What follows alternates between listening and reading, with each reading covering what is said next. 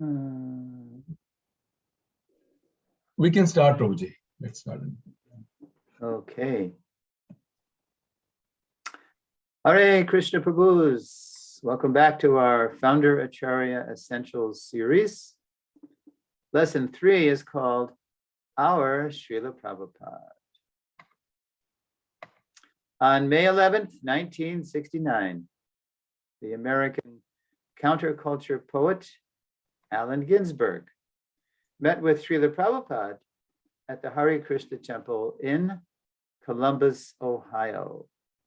Columbus, by the way, is known as the All-American City. It's supposed to be the city that most typifies America. To discuss their program at the university the following evening, as well as how Krishna consciousness could spread widely in materialistic America.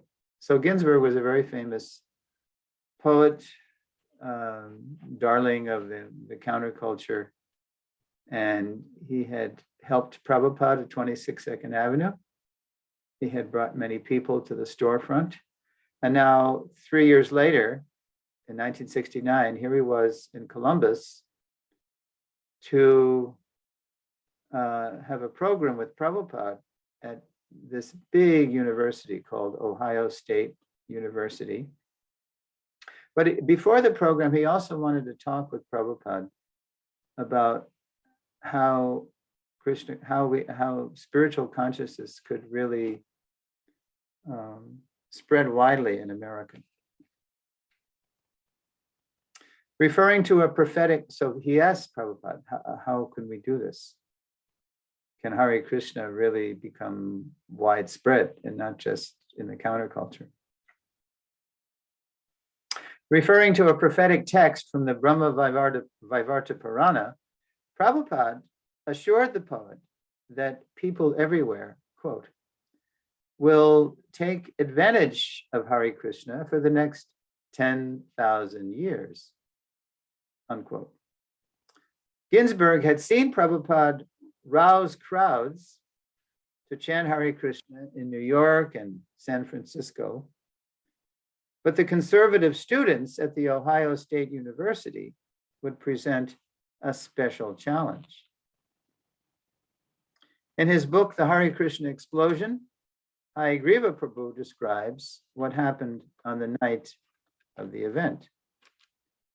After entering the auditorium, Prabhupada, smiling and gesturing and glowing, ascended the stage where poet Ginsberg invited him to lead the chanting.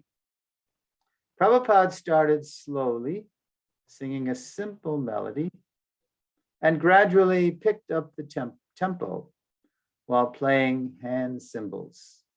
Then, now this is a quote from Hayagriva's Hare Krishna Explosion, which if you've never read it, it's probably the most detailed account of how Prabhupada started his movement between 66 and 69. Lilamrita, of course, is definitive too, but because Hayagriva just focused on that 1 3-year period, and because he was there at all these events in New York and San Francisco, and also now Columbus, you get some really intimate detail. Quote, Prabhupada stands and raises his hands, inviting the students also to stand and dance. The response is immediate. Students in the aisles are first to their feet. So what happened was, I think the building by the fire code was supposed to hold 1,500 people. And there were like, or maybe even less, it might have been 1,200. But there were like over 2,000 people crammed into that auditorium to see Ginsberg and Prabhupada. And they had just finished their final exams. So they all had this pent up energy and they just wanted to sort of celebrate.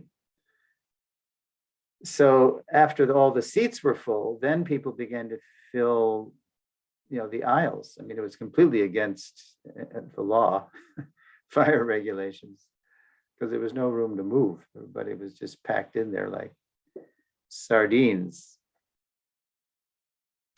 So Prabhupada stands and raises his hands, inviting the students also to stand and dance. The response is immediate. And by the way, it's not just students, it's professors, and it's the local townspeople. That's why there were so many people. Everybody came.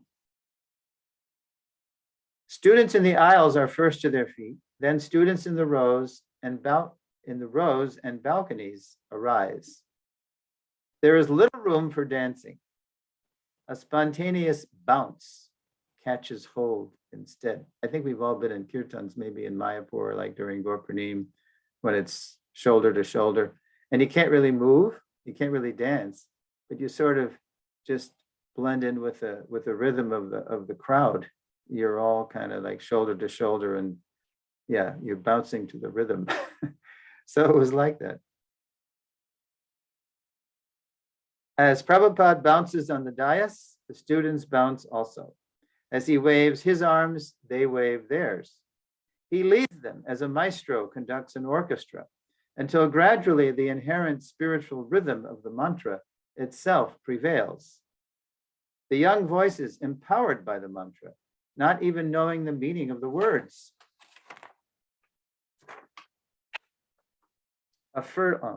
Meaning of the words.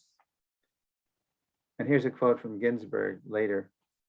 Quote, "The amazing fact is that everybody was able to get up and dance," says Ginsburg later, "nearly leaping out of their skins."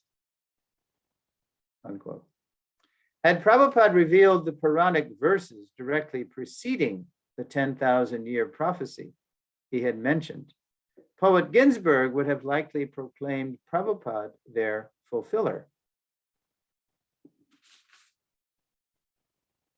Now I'm going to the next slide. Yeah, I see it in the corner. Okay. In those verses, Lord Krishna tells the goddess Ganga that 5 millennia hence, he will send his mantra upasaka, worshipper of the holy names, to spread the chanting of Hare Krishna and purify earth, water, sky, and humanity everywhere. Unquote. Or everywhere. Oh, that was my paraphrase. And here's the quote. Quote, "This period of worldwide chanting will continue for 10,000 years." And that's, you can Google it if you like. It's from the Brahma Vaivarta Purana, 4th Kanda, chapter 129, text 49 through 59. It's a whole conversation between Krishna and Ganga. That's just the one line from it. While fulfilling this and other Vedic prophecies, Prabhupada never once called attention to himself, instead calling everyone's attention to Krishna. Over the millennia, the Lord would set the stage of world history to send his, quote, worshipper of the holy names to just the right place at just the right time to launch the Hare Krishna movement alone.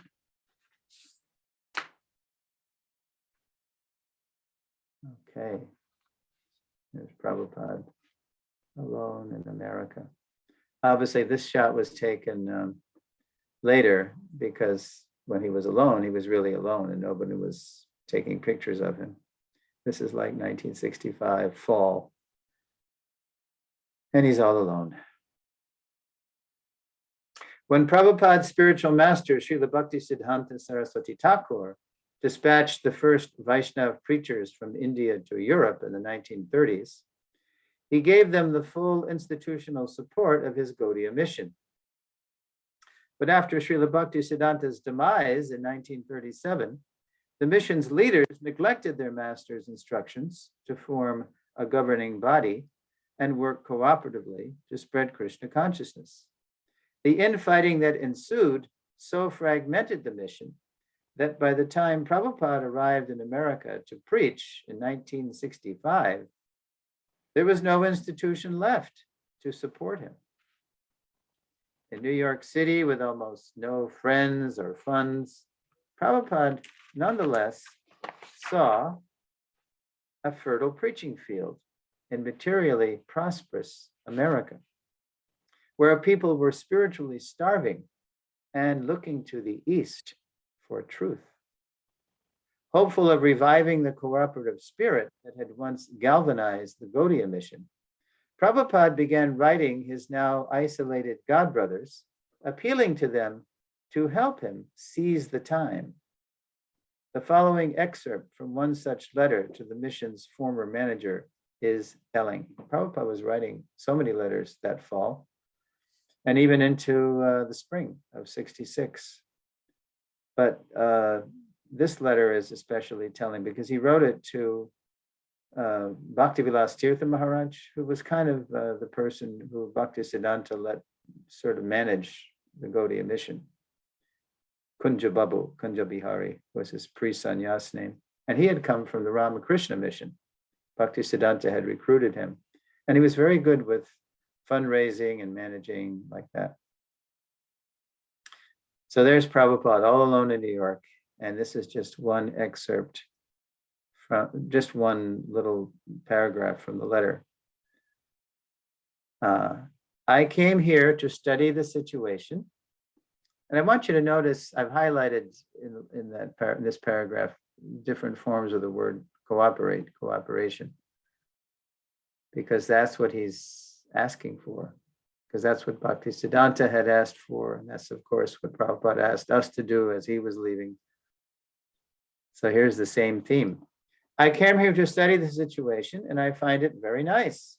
And if you are also agreeable to cooperate, it will all be very nice by the will of Srila Bhaktisiddhanta Prabhupada.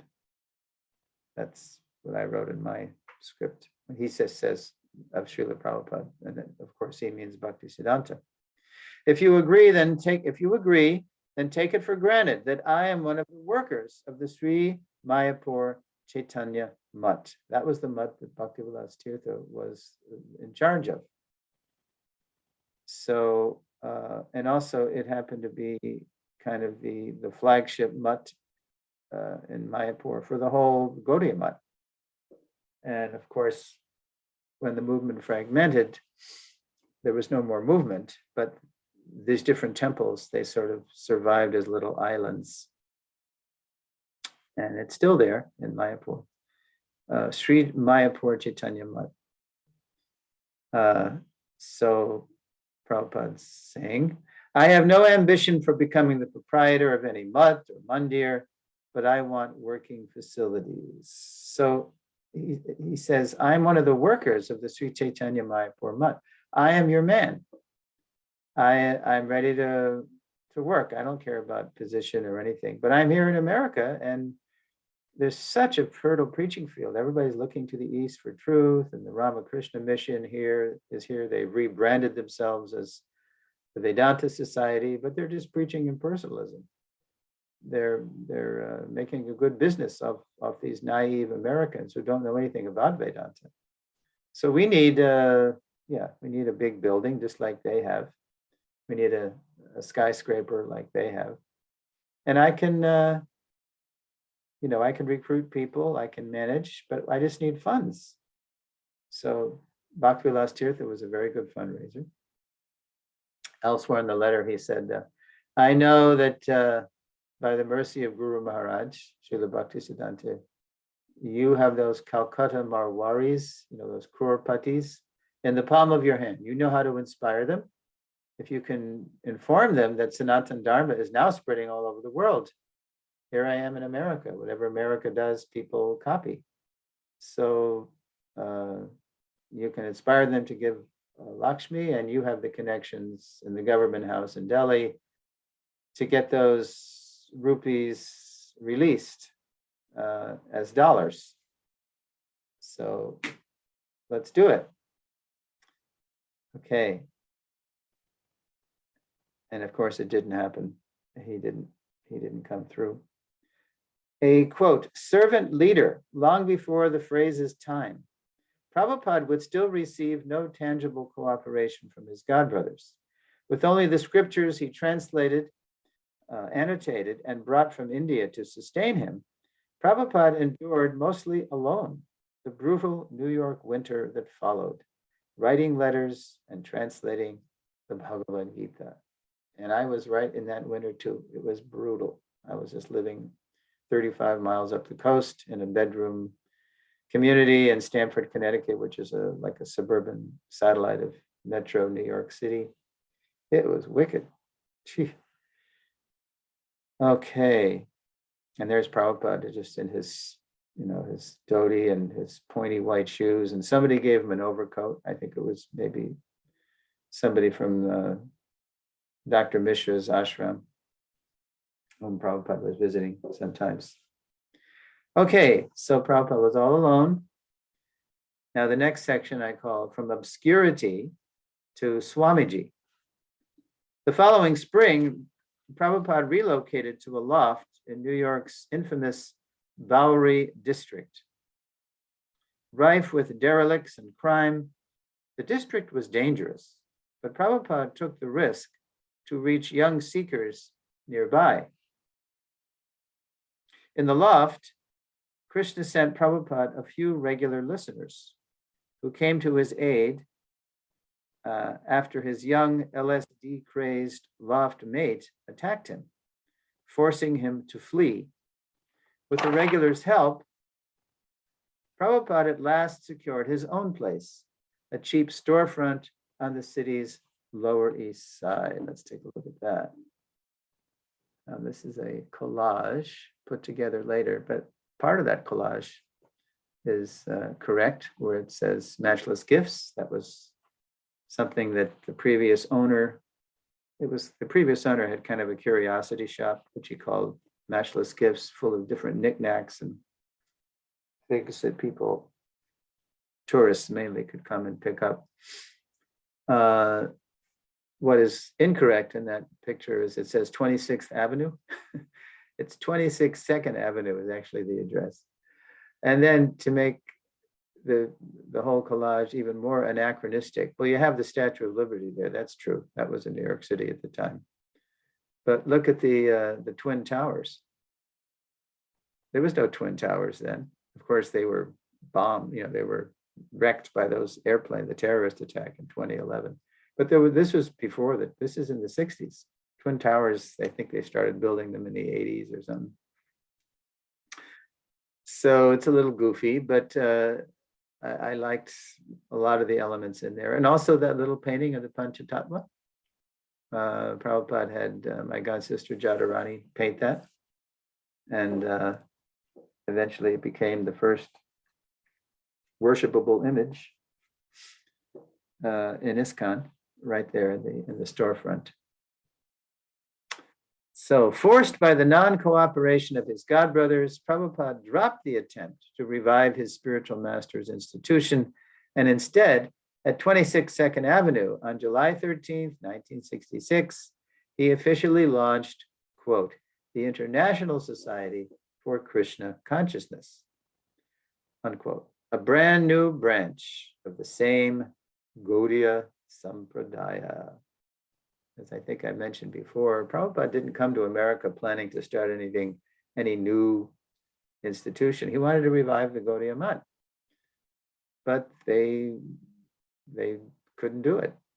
Too many offenses had happened, too much bad blood, and they were all older now and just sort of, fixed in their little mutts, isolated.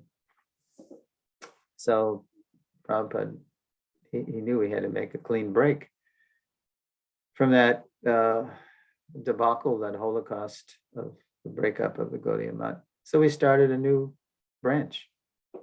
Not a new Sampradaya, as I mentioned, but a new branch of the same Gaudiya Sampradaya, ISKCON. Empowered by Srila Bhaktisiddhanta, Sri Chaitanya Mahaprabhu, Krishna's golden avatar, and his spiritual forefathers, Prabhupada inspired a growing flock of followers that summer to chant Hare Krishna and take up the process of Bhakti Yoga. No small miracle in 1960s New York City, the capital of, quote, do your own thing.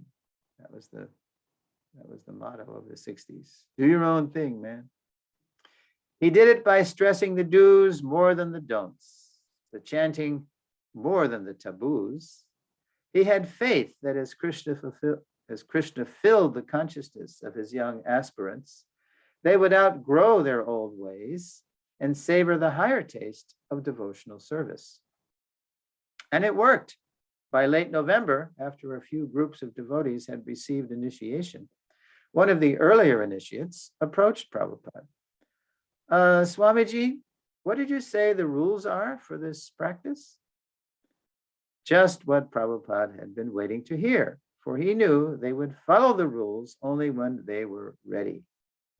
The next day, November 25th, 1966, Prabhupada posted the regulative principles of Krishna consciousness on his apartment's bathroom door, because they were still, at least in the summer, by the summer, later summer, they were living in the storefront, but they didn't have a place to bathe. So they went up to Swamiji's apartment and bathed in Prabhupada's own bathroom. Prabhupada is so generous with his facilities, and he knew they didn't have it. They were just hippies, living around, living here and there, and they were getting up early. They didn't come bathe. So he wanted them to teach them how to be clean.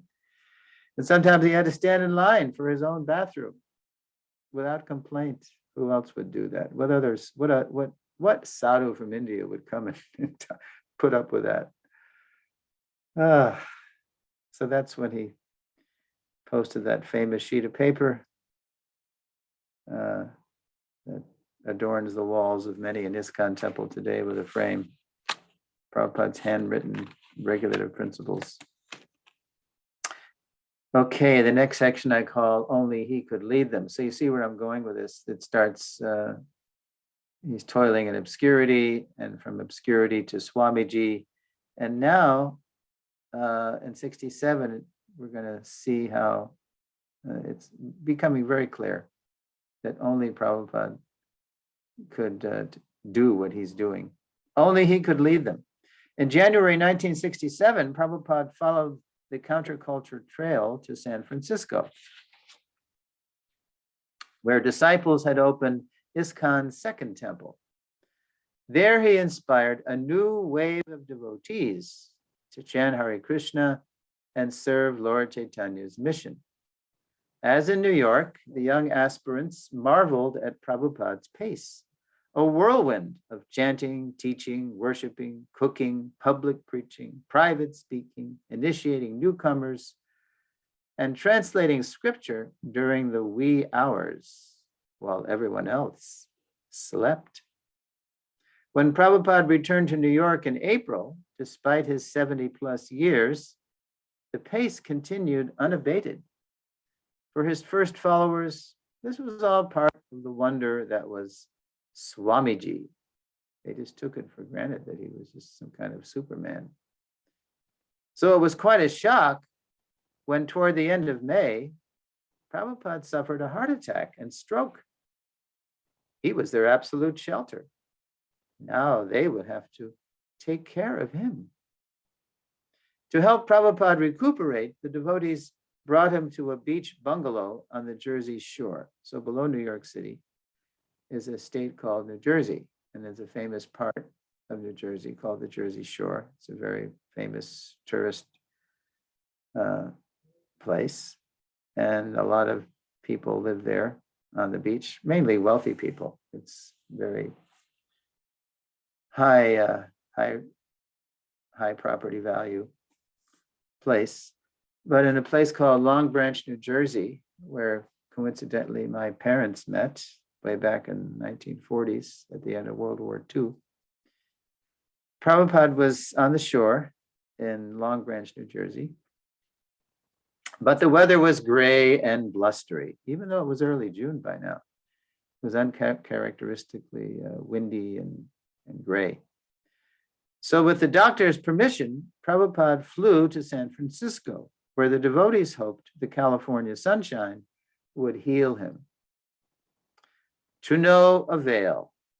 When the mountains and fog near his cottage mostly obscured the sun's rays, Prabhupada said he would have to return to India for its Ayurvedic medicines, massage, and bracing heat.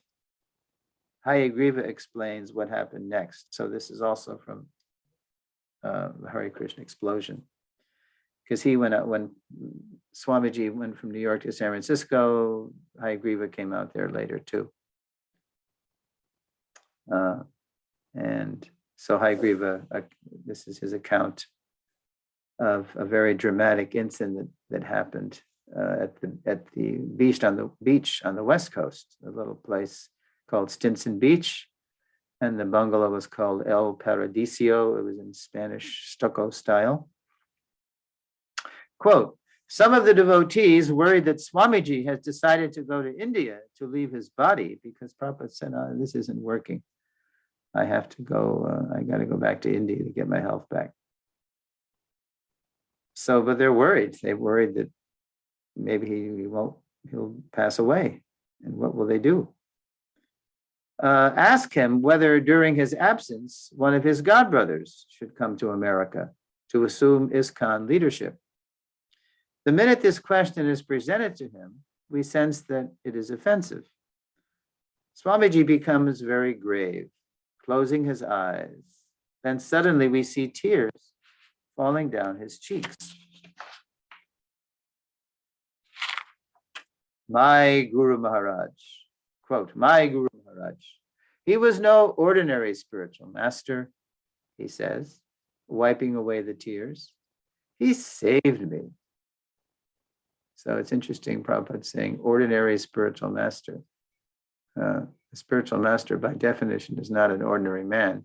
But even within spiritual masters, there's different levels of gurus. So Prabhupada is indicating that his Guru Maharaj, he wasn't simply a regular or, as he says, ordinary spiritual master. He was on the level of a founder Acharya himself. As we saw last lesson, that's where that phrase first appeared in the Gaudiya Math Harmonist. He saved me. Prabhupada became very emotional. Later, Swamiji tells us what we should have always known. There is no one to replace him. The very idea is insulting. Quote, if someone comes and tells you something different, he says, you will be confused. Yeah. All right. Let's go to another slide. Yeah. So, owing to his absolute surrender to Srila Bhaktisiddhanta and Lord Chaitanya's mission, Prabhupada knew he was being uniquely empowered to turn people outside India's spiritual culture toward Krishna consciousness, and that only he could lead them. Prabhupada was following Srila Rupa Goswami. Yena tena prakarena mana Krishna niveshayet sarve vidi nished hasyore teyore vikinkaraha. Somehow or other get them to be Krishna conscious, chant Hare Krishna. All those rules and regulations in the Vedas, the Vedic vidis, should be understood. They will follow like maidservants of this principle. Just get people to be Krishna conscious. So Prabhupada was doing that. So he knew how to work with people who were totally out. I mean, look at that crowd, on Hippie Hill. And that's even a little cleaned up. I mean, if you see other films and you see Prabhupada, dancing in the middle of a bunch of basically animals. That we used to say that. Dogs run free. Why can't we? Our idea of liberation was to be free like dogs, to be naked or to be just totally unrestrained by anything. And that's not real freedom, of course. So you will be confused. So Prabhupada knows that his godbrothers, as venerable and as advanced they may have been by Vedic standards, they weren't surrendered enough to come to the West and do what Bhaktisiddhanta wanted them to do. He wanted them to all work cooperatively and spread Krishna consciousness in the West, and then take it all over the world because everybody's copying the West, and preach in English.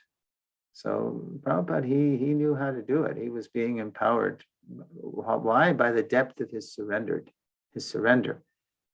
He knew how to do it because his Guru Maharaj and the six Goswamis and Sri Chaitanya Mahaprabhu were empowering him how to how to do it, how to navigate this Wild West scene. Only he could lead them. Okay, the next section I call From Swamiji to Prabhupada.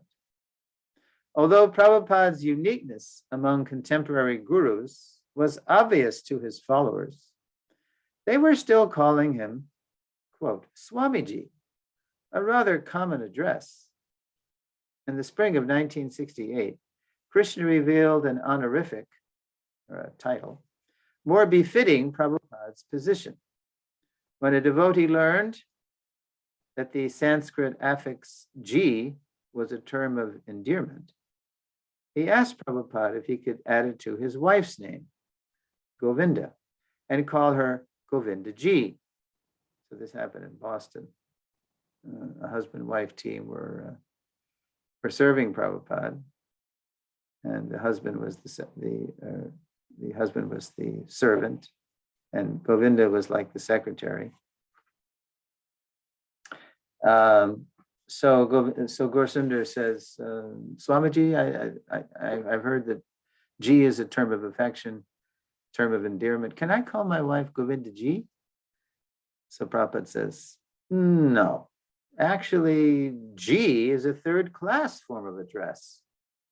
Prabhupada replied, it's better not to call her Govinda ji. So Govinda Dasi's there, and my god sister Govinda, and she and her husband, they're both from Texas. And Texas is a rather interesting place. I mean, to this day in Texas, they allow what's called open carry. You know, most of the cowboy movies are modeled after Texans. When you know the stereotype of the American cowboy, those are Texas types, right? They shoot first and they ask questions later, and they shoot from the hip. You know, I mean, they talk, they just speak their mind. They're real blunt. So Govinda Dasi, a plain-spoken Texas lady, remembers the rest of the conversation. So let's look at that. Okay, so there's Swami. Yeah, just show Prabhupada's. Yeah, okay. So there's an early picture of Prabhupada. Prabhupada is looking different there. He's looking fresh and a little younger because he was with us from, you know, the age of, say, 69 to 81. And looking a little younger there, a little simpler robes. He, like you see, he has a turtleneck sweater. He would just wear what people gave him, because he didn't bring a lot of stuff. He just had a little suitcase and bag of cereal.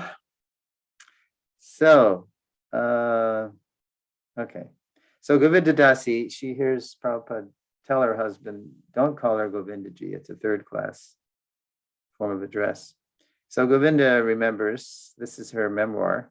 She says, so I piped up. That's English for means I spoke up. So I piped up. I was sitting right in front of him. And I said, well, if it's a third-class form of address, why are we calling you G? Why are we calling you Swamiji? And he said, it's not very important. So notice Prabhupada's initial reaction. Because remember, he's acutely aware that he can't demand any kind of special respect. We don't know anything about spiritual culture or etiquette or anything. It's just, we're coming from a very Lacha Yavana background. And what to speak of that, it's the counterculture, which is part seeker and part animal. You know? So his initial reaction is he just tries to change the subject. It's not very important. He just sort of brushes it off. But Govinda, being a plain-spoken Texas lady and being in a rather unique rasa with Prabhupada allowed her to be kind of like a scolding granddaughter sometimes. You know, she could be very, Prabhupada let her kind of be very motherly in the role of a granddaughter. So I said, this is Govinda, oh no, it's very important. If it's a third class form of address, then we don't want to call you that. We want to call you the most first class form of address. So let's do it one more click, just the left side. So you see the dialogue there. So what would be a good name for us to call you by? Swamiji says, you can call me.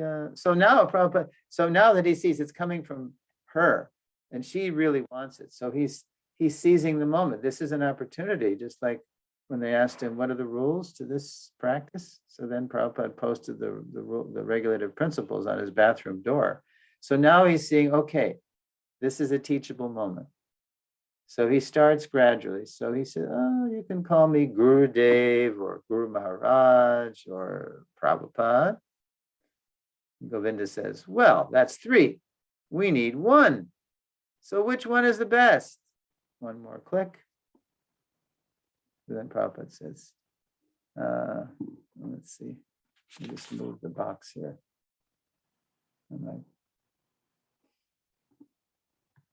Anyway, so, okay. So Srila Prabhupada is nice. That is the best. Govinda. From today, you will be called Srila Prabhupada. And that's May 1968. I think it might have been May 21st, but anyway, it was May. So there you have it. That's how Prabhupada became Prabhupada, at least by title. It was because of Krishna's arrangement through the disciple was insisting. So Prabhupada, okay, so now it's descending. It's not me demanding respect, but it's just coming because by now they know that, wow, this person's amazing. And he's not like all the other gurus, yogis, and swamis, coming to the West and for fame and fortune and then going back to India. This person is serious. He's survived 2 heart attacks on a boat and he's working day and night and another heart attack, right? In New York. So never demanding respect, but nonetheless commanding it by his own enduring example. Prabhupada had seized Krishna's teachable moment to quietly disclose the appropriate address. In a disciplic line, there are many Gurudevs, many Guru Maharajas. It's like in ISKCON, right? We have many Guru Maharaj, Gurudevs. But, quote, Prabhupada is a guru of gurus. Quote, a master at whose feet all masters sit. So we've gone from obscurity to Swamiji to only he could lead them. And now we're going to go to founder Acharya. Okay, so from Prabhupada to founder Acharya.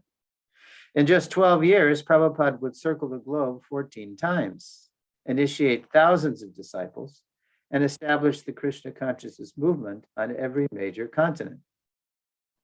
During his travels, he would found over 100 temples, schools, farms, and restaurants, all while writing and publishing dozens of translations and commentaries on foundational Vaishnava scriptures. But success would bring enemies too, the worst from within. That means from within the movement.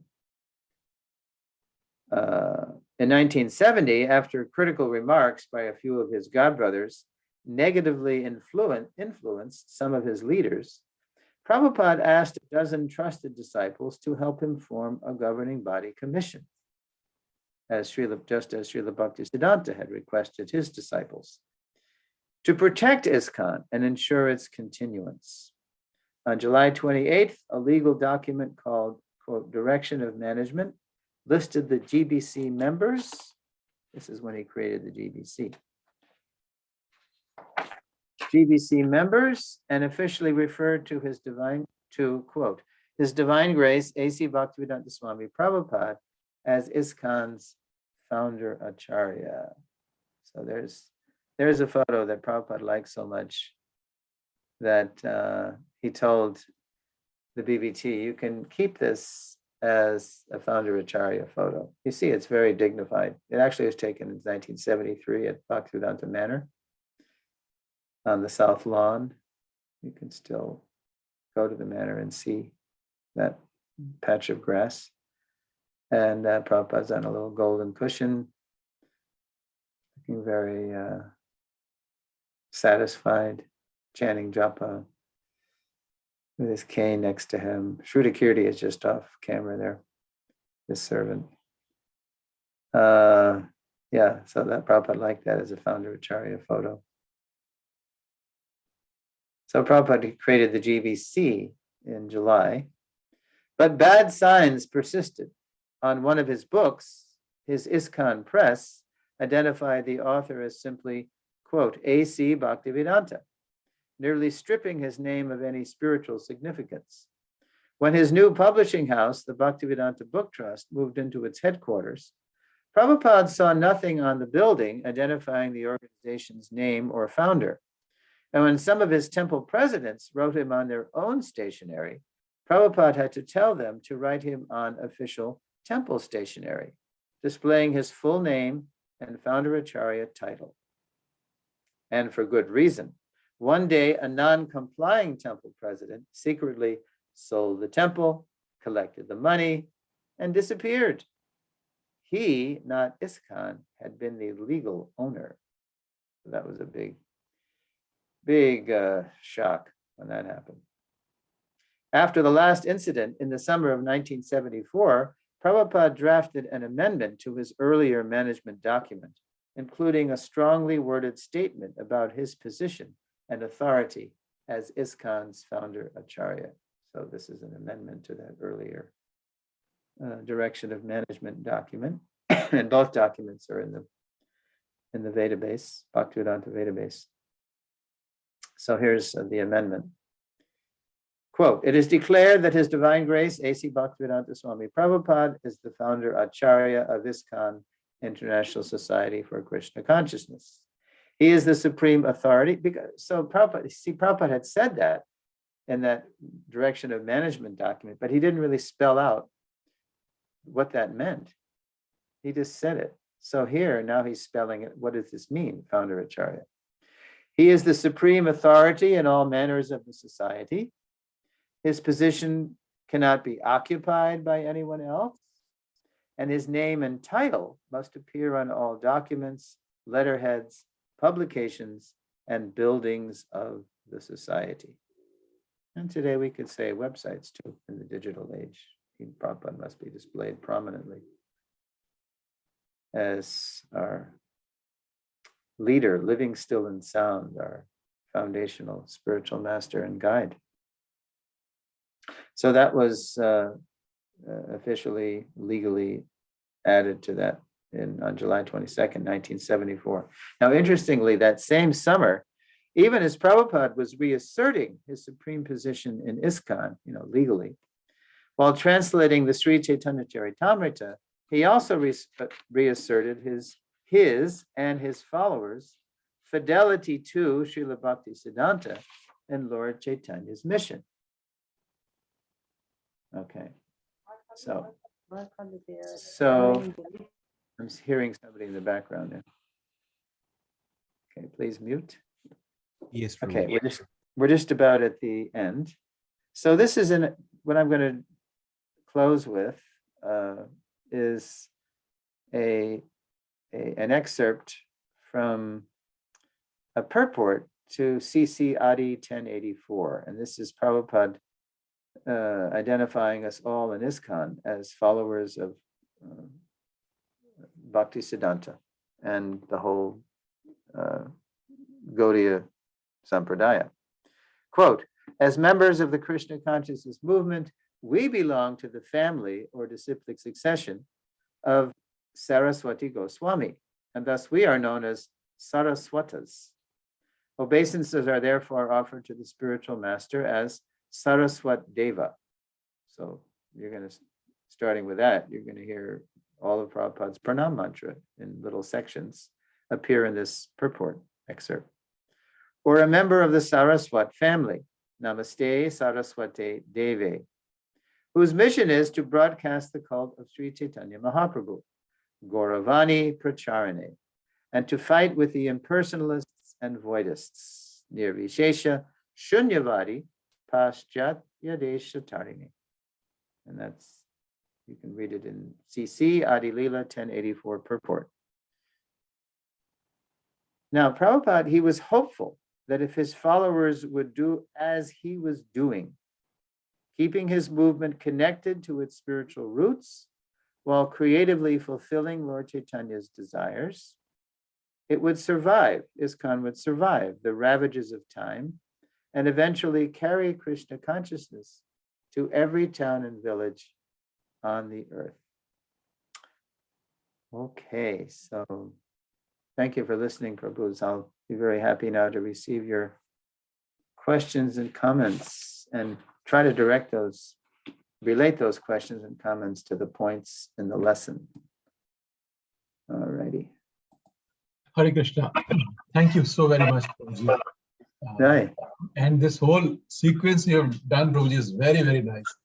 That how the beginning started and he was alone. Well, he said he's alone, but he also said he's never alone, but still he started the movement alone.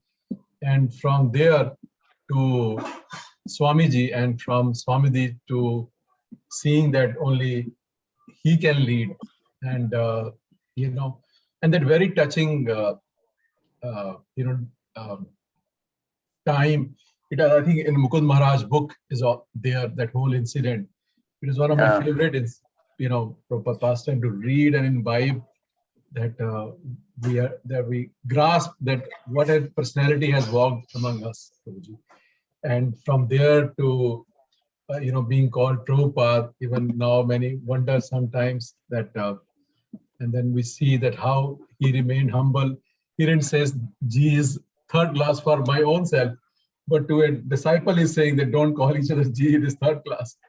And then some light bulb went in their head and they said, and especially Govinda Mataji, her pastimes at Prabhupada, very, very sweet. Yeah. Sometimes daughter, sometimes mother, sometimes disciple. And this is unique how Prabhupada reciprocated in different moods, different rasas, mellows with his disciple is simply amazing, Prabhuji. And also that, and from there you took it that how he became, from Prabhupada, he became the founder Acharya, and, just in a gradual, natural manner, never, that Amani na manandena, he never demanded anything. And how you shared, that he would stand in the queue for the toilet, no Swamiji, birth is a salt. In India, will do it, and especially coming to the West, they will never do it because they want to show. So Prabhupada showed, but in a manner where they were ready to be shown. So, and they accepted him. It is very unique, Prabhuji. Even with the gurus, we see, that at some stature something comes. But with Prabhupada, we see that his large-heartedness, his broad-mindedness, and that humbleness. Of course, there was a pride also being, and like you said, the Prabhupada, the quote also in the last, that Saraswati Deve, that it means we are part of, Bhakti Siddhanta Saraswati. I mean, he's the one, I remember that Prabhupada memories, the quote that all my other god brothers were sisters, daughters. I was the only son because they all stayed home and I went out, So that mood he could grasp, Prabhuji, and it is how you are presented in a sequential manner. It is very, very wonderful. Very, very wonderful. You can see that his evolution, by Krishna's grace, he is going up and higher. And that last statement, that which he himself said, his position cannot be occupied by anybody else, and his name and title must appear everywhere. So, it now boils down in our heart and soul that, we should also be very careful and to never do anything which minimizes his position in this one. So wonderful. Right. Very, very nice. Well, you have perfectly captured the lesson. Thank you. Yes. Thank you. Hare Krishna. So devotees, anybody has a question on all Prabhuji said about Prabhupada, so we can ask Prabhuji the question. Please ask question Or a reflection or a comment. Yes. Any reflection? Yes. realization.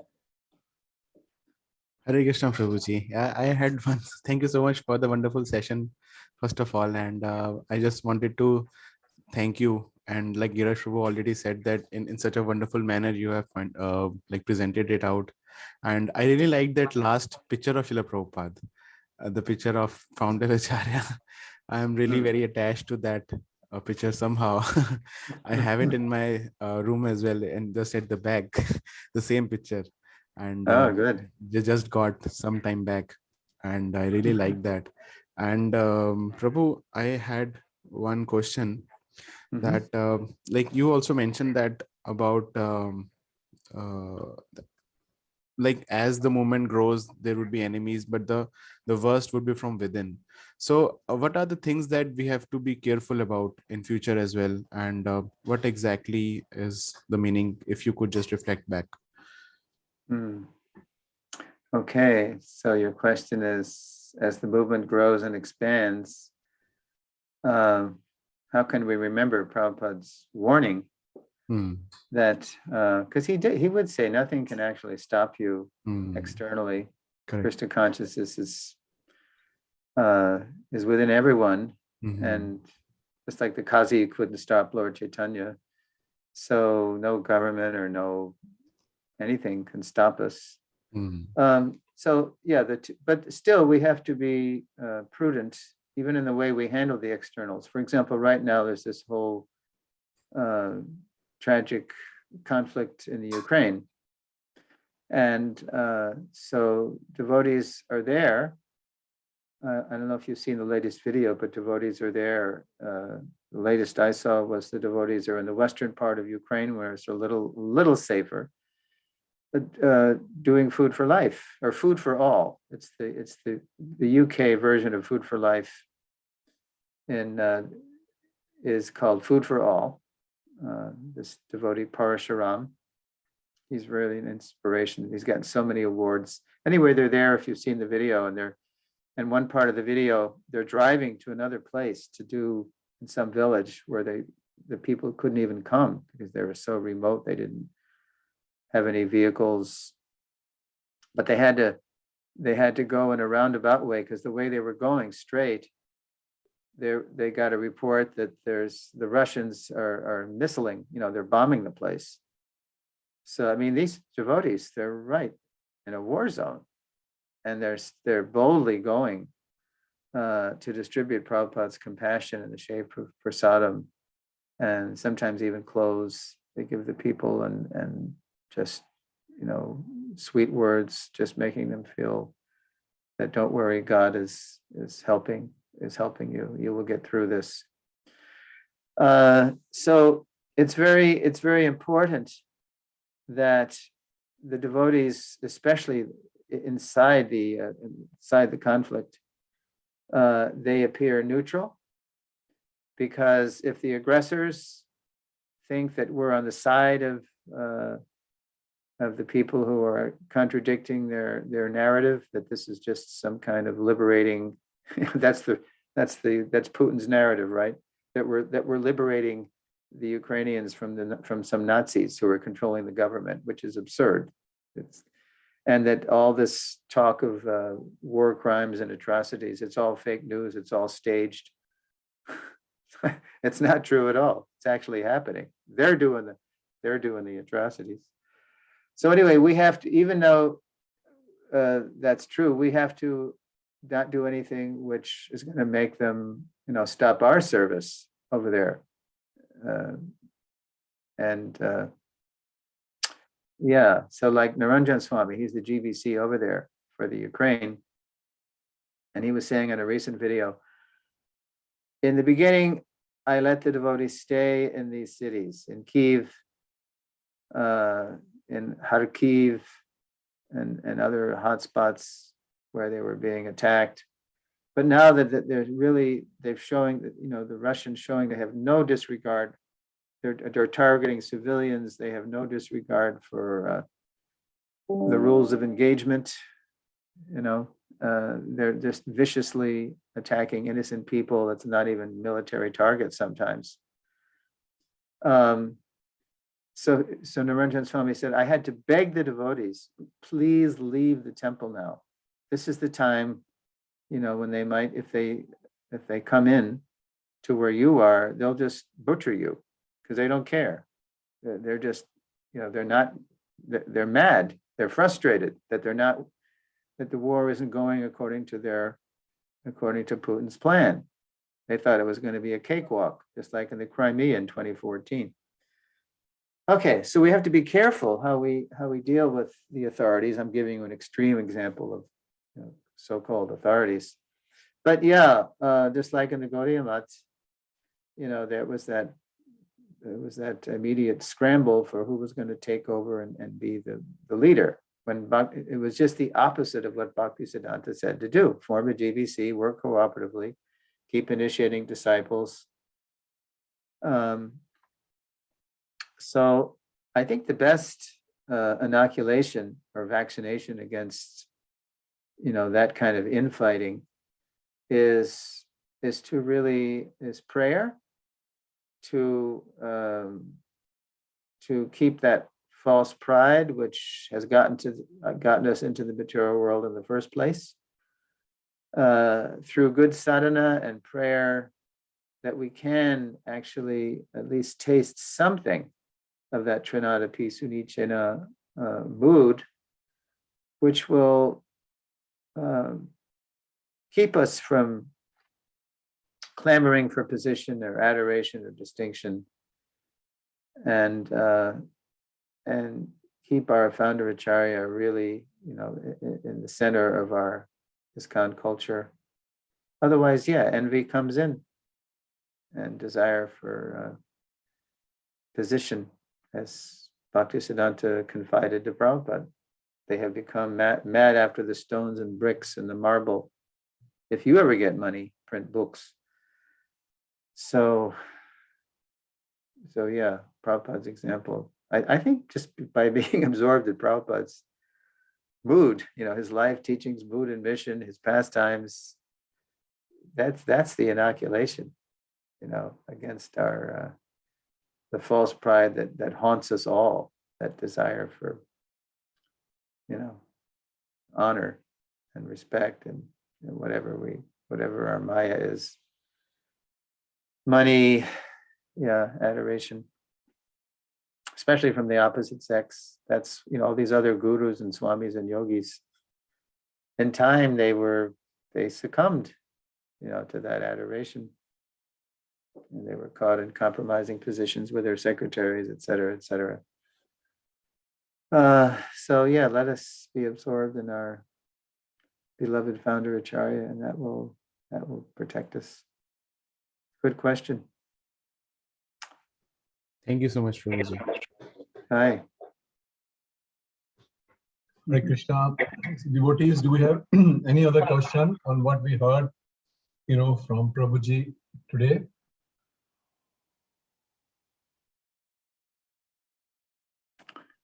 And this is by the way, that was the last of the Sambandha lessons. The first 3 are Sambandha, deepening our relationship with Prabhupada. The next 4 are deepening our commitment to his mission. So the next lesson is his mission's roots. We kind of go back in time, and we see how it started, at the Altadunga rooftop, 1922, with Bhaktisiddhanta and Abhay Charan Day. Yes, Prabhuji. We went there, Prabhuji. Yes. While coming back from the Mayapur, we went Oh, to it was the place they have turned so beautiful, Prabhuji. It looks like a first class project, and we can see so much energy. And we had prasadam on the rooftop, and I think I never could in my wildest dreams could have imagined that we'll be honoring prasadam on the same rooftop where Prabhupada met, Bhaktisiddhanta. It was simply amazing to me, that whole place. And they said Bhaktisiddhanta Saraswati Thakur, Prabhupada, he celebrated 13 or 14 Vyas Pujas in that building. So, it's a miracle that building's still there. Yes, Prabhupada. And Yes. and they have turned it so beautiful, Prabhuji, that from outside, from within, that place, it looks like some 5-star heritage property. It's very small, but very beautifully, tastefully done. Uh-huh. So yeah, this is why I have to get back to India. I mean, if they do have the meetings in Mayapur as they plan to, that'll be 3 years. This was 2020. And I was last there. So yeah, when I go there, I must visit that. That's like historic. It must be a lot of Shakti there, a lot of Prabhupada Shakti there, huh? Yes, Yes. And Bhaktisiddhanta. Ooh, boy. And then a Sheesh. small museum also, old newspaper clippings of about that building, what is honoring prasadam outside that building, something happening within, old pictures they got, so very nice. It's just one can spend whole day there just speaking or hearing about Prabhupada and, senior Prabhupada and their dealings and their mood. Just a amazing place, Prabhuji. Wow. So they got the whole building, the devotees? Yes, Prabhuji. Yes. Whole building. Whole building. But the rooftop of the building, that's where Bhaktisiddhanta would go out and have darshan in the cool evening, huh? Yes, Prabhuji. Yeah. Right So next to that. Sorry, Prabhuji. Go ahead. So the museum is like downstairs and the other Downstairs. floor? Yes, Prabhuji. Uh-huh. How many stories? How many floors? Just a single floor, Prabhuji. Just the roof, the building on the ground floor and the rooftop. Rooftop also has a Bhaktisiddhanta Saraswati Thakur's room. So Right. He used to live on the roof, right? Live, yes, Prabhuji. And they have a life-size murti of Bhaktisiddhanta Saraswati Thakur sitting on the bed. It is, Wow. whole thing is very nice. Ooh. but, Wow, that's still there. Even that kutir that he lived in. Whew. That's miraculous. Krishna's mercy. yes. Okay, that's definitely the first stop after I get out of Subhash Bose Airport. I gotta go there. Yes, Prabhuji. And we also visited Srila Prabhupada's birthplace. Hmm. Oh, Yes. right. They got that too. Yeah, Yes. Prabhuji, yes. And Taliganj. Yes. Elegant. Yes. On was that North Calcutta? It's Fine. Teleganj for sure, but I'm not sure North Calcutta or not. Okay. Yes. And they're still working on that, huh? They're Yes, gonna make yes. that yeah, they're still renovating. and Renovating, gonna make yes. that a tirtha, yeah. Okay. Oh, that's probably still, but devotees still visit it, huh? You can go and visit it? Yes, Prabhuji. Yes. Uh-huh. Okay. Oh, that's okay. So I gotta go to both places. Are they near? Are they pretty? I guess, yeah, one is Half an in hour. the city. Half an hour. Mm. Half Half hour, an hour. okay. 45 minutes.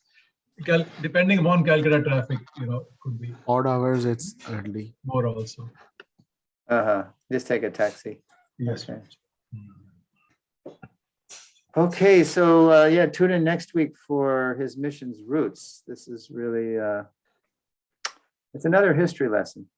Yeah, I think I mentioned starting with the founder Acharya principle. We're really doing history lessons for about half the seminar, 2, 3, 4, 5. Yeah, 6, 2. So, all right. So Giriraj Prabhu and I will work out exactly when, but hopefully, well, let's see. What is it now? It's the 8th of April.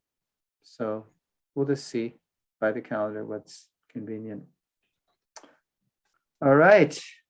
Thank you very much. Very enlivening to be in your Sangha and maybe live someday. Yes. Who knows? Yes, Prabhuji. Yes. Thank you so Okay. very much, Prabhuji. Thank So you. all Thank of you, us, Prabhu. we heartily thank Prabhuji by loudly chanting Hare Hare Krishna, Hare Krishna, Hare Krishna Krishna, Krishna, Hare Krishna, Hare, Hare Ram, Ram Ram. Ram, Hare Sri Hare. Suresvara Prabhu ki jai, Jagat Guru Srila Srila Prabhupada ki Srila Prabhupada ki jai. Hari bol. Hare Krishna. Hare Krishna Prabhu. Thank you. Jai.